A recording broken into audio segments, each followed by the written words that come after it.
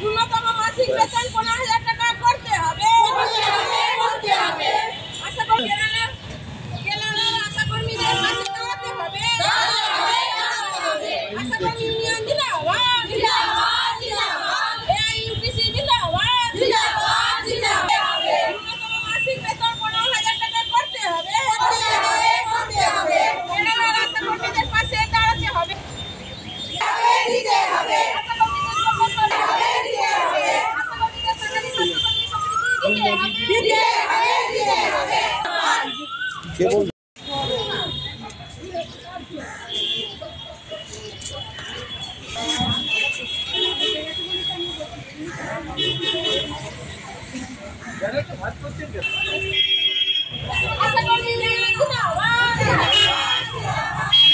সরকারি স্বীকৃতি দিতে হবে। ন্যূনতম মাসিক বেতন 15,000 টাকা করতে হবে। AIUTC জিন্দাবাদ।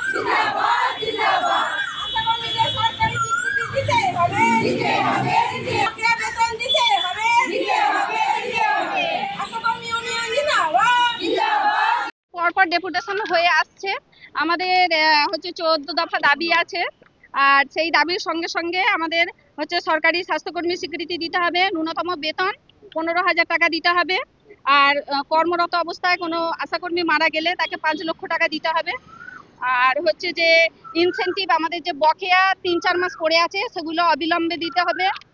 আর এখন হচ্ছে আমাদের গত 7 তারিখে আমাদের স্বাস্থ্য ভবন ডেপুটেশন ছিল, ওখানে ওনারা জানিয়েছিলেন যে আমাদের ফাইল পুরো রেডি হয়ে গেছে, আমরা নিশ্চিত একদম ফিক্সড মাইনে বেশি বাড়ানো হবে, আমরা পাবো। কিন্তু 2 সরকারের বাজেট হয়ে গেল, আমরা কিন্তু তার সেরকম কোনো সুফল পাইনি। যার জন্য আমাদের এই পরপর একদম স্বাস্থ্য কেন্দ্র থেকে পরপর আমাদের ডেপুটেশন চলে আসছে।